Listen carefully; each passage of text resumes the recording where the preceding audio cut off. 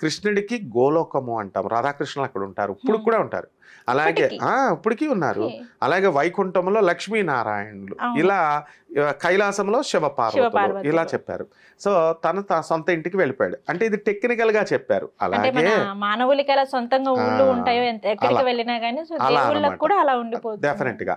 అలాగే ఈ యొక్క కలియుగ యుగము అని అనగానే, అంతం అనగానే ఏమని రాస్తారంటే చీకటి అయిపోద్ది, భూకంపాలు వచ్చేస్తాయి, సముద్రాలు పొంగిపోతాయి, నాశనం అయిపోతాయి, మొత్తం మానవులంతా చచ్చిపోతారు, ఈ టైప్లో చెప్తారు. ఆ టైప్లో జరగదు జరగదు జరగదు.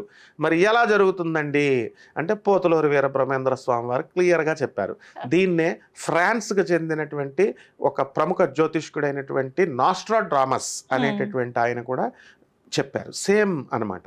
అలాగే భవిష్య పురాణము, వేదవ్యాసుల వారు రాసినటువంటి భవిష్య పురాణంలో కూడా క్లియర్గా చెప్పబడి ఉంది. వీరబ్రహ్మేంద్ర స్వామి వారు చెప్పింది భవిష్య పురాణం, వేదవ్యాసుడు అంటే సాక్షాత్తు విష్ణుమూర్తి అంశ.